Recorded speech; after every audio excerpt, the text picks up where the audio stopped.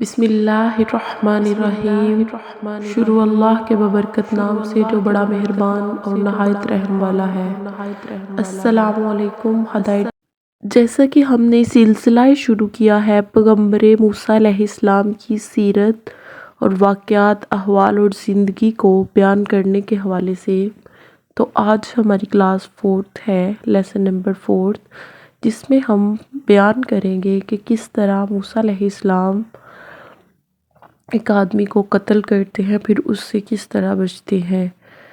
یہ قتل تو حضرت موسیٰ علیہ السلام نے جان بوجھ کے نہ کیا تھا، کیونکہ موسیٰ علیہ السلام کو اس بات سے خود بھی حیرانگی تھی کہ انہوں نے کسی شخص کو ارادتاً قتل تو نہیں کیا، بلکہ بے ساختہ ہی ان کے منہ سے نکل جاتا ہے، یہ تو شیطانی کام ہے، یہ فعل تو شیطان نے کیا ہے، شیطان ہی نے مجھے بے قابو کر دیا تھا، مجھے اپنی طاقت پر بالکل بھی اختیار نہ تھا، مجھ سے اس شخص کا قتل کرنے والا برا کام ہو گیا۔ سورۃ القصص آیت نمبر 15 میں اللہ تعالیٰ ارشاد فرماتے ہیں، یقیناً شیطان دشمن ہے اور کھلے طور پر بہکانے والا ہے۔ اس سے تو یہ بات واضح ہو جاتی ہے کہ حضرت موسیٰ علیہ السلام کو اس بات کا علم تھا کہ شیطان انسان کا دشمن ہے اور اس سے گناہ سرزد کروا دیتا ہے۔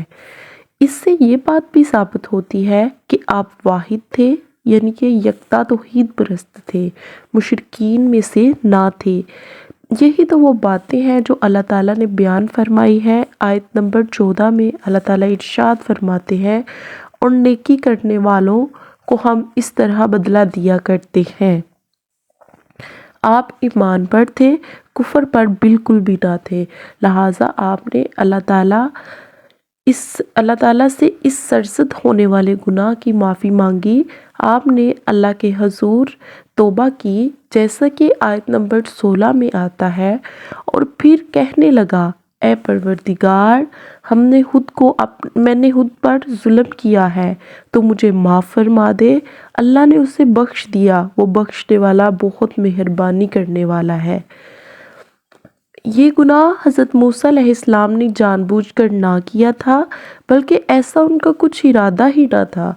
اور پھر آپ نے ان الفاظ میں اللہ تعالیٰ سے وعدہ کیا، کہنے لگے، اے میرے رب، جس طرح تو نے مجھ پر یہ کرم کیا ہے، اسی طرح میں بھی ہرگز کسی گناہگار کی مددگار نہیں ہوں گا۔ آپ کا مطلب یہ تھا کہ آپ نے مجھے معافی دے دی، کہ مجھ پر کرم کر دیا، مجھے شرمندہ نہ کیا۔ گویا آپ کو یہ سمجھ آ گئی تھی کہ اللہ تعالیٰ نے آپ کی توبہ قبول کر لی ہے، ان پر رحم فرما کر انہیں معاف کر دیا ہے۔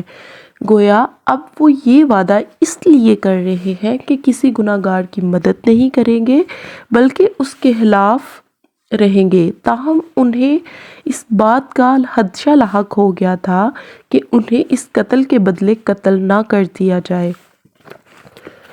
آیت نمبر 18 میں ارشاد ہوتا ہے، صبح ہی صبح ڈرتے اندیشے کی حالت میں خبریں لینے کے لیے شہر کی طرف چلے گئے۔ اچانک دیکھا کہ وہی شخص جس کی کل انہوں نے مدد کی تھی، پھر مدد طلب کر رہا ہے، اس سے فریاد کر رہا ہے۔ موسیٰ نے اس سے کہا، تو اس میں شک نہیں، ہی گمراہ ہے۔ مطلب یہ کہ جب وہ شہر میں پہنچے تو انہوں نے دیکھا کہ وہی اسرائیلی ایک دوسرے مصری سے لڑ رہا تھا۔ حضرت موسیٰ کو جب اس نے دیکھا تو ان کو دیکھ کر پھر ان کی طرف مدد کے لیے بھاگا۔ اب آپ اسے فرمایا کہ تو جھگڑالو آدمی ہے، تاہم آپ آگے بڑھے تاکہ مصری کے مقابلے میں اس کی مدد کرے۔ تب وہ شخص کہنے لگا، کیا موسیٰ، جس طرح تو نے کل ایک شخص کو قتل کر ڈالا، مجھے بھی مار ڈالے گا؟ اس کی اس بات کو سن کر حضرت موسیٰ پر یہ بات عیاں ہو گئی کہ کل والی بات شہر میں پھیل چکی ہے۔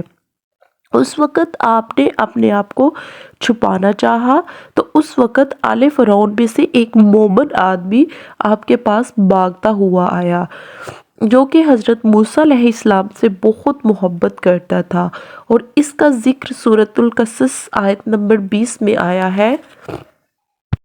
شہر کے پرلے کنارے سے ایک شخص دوڑتا ہوا آیا اور کہنے لگا، اے موسیٰ، یہاں کے سردار تیرے قتل کا مشورہ کر رہے ہیں، بس تو فوراً یہاں سے چلا جا، مجھے اپنا خیر ہوا مان، اس لیے پہلے کہ وہ تجھے گرفتار کریں جلدی سے یہاں سے نکل جا۔ آپ اس کی یہ خبر سن کر خوفزدہ ہو گئے، کیونکہ فرعون تو پہلے ہی آپ سے محبت نہیں کرتا تھا۔ اس نے تو سیدہ آسیہ کے کہنے پر آپ کو محل میں رکھا ہوا تھا۔ جیسے کہ ہم پیچھے تذکرہ کر چکے ہیں کہ جب حضرت موسیٰ علیہ السلام کو سیدہ آسیہ نے گھر رکھنے کی درخواست کی تو انہوں نے کہا کہ فرعون کو، یہ اس بچے کو ہم رکھ لیتے ہیں، یہ تیری ہو سکتا ہے کل کو یہ تیری اور میری آنکھوں کی ٹھنڈک بنے۔ تو فرعون نے صاف لفظوں میں انکار کر دیا تھا، بولا یہ تیری آنکھوں کی ٹھنڈک ہے، میری آنکھوں کی ٹھنڈک نہیں ہو سکتا، کیونکہ فرعون تو کھلے طور پر ہی بنی اسرائیل کا دشمن تھا۔ اس لیے اب وہ موقع کی تلاش میں تھا کہ حضرت موسیٰ علیہ السلام پر کوئی بات بنے اور اس بات کا بہانہ بنا کر آپ کو قتل کیا جائے یا گھر سے نکالا جائے۔ اس طرح اس کے علاوہ فرعون کی قوم کے دوسرے سردار بھی یہ بات اچھی طرح جانتے تھے کہ حضرت موسیٰ علیہ السلام بنی اسرائیل سے ہے، تو لہٰذا موقع ملتے ہی انہوں نے موقع سے فائدہ اٹھایا، کیونکہ ان کے دل میں تو پہلے ہی بغض تھا حضرت موسیٰ علیہ السلام کے لیے، اب تو ان کے ہاتھ میں موقع آ گیا تھا۔ اس موقع سے فائدہ اٹھاتے ہوئے انہوں نے آپ کو قتل کرنے کا ارادہ کیا، چنانچہ حضرت موسیٰ علیہ السلام خوفزدہ ہو کر وہاں سے نکل کھڑے ہوئے۔ مصری آپ کی تلاش میں تھے، فرعون نے اب اپنے جاسوس آپ کی تلاشی میں بھیج دیے۔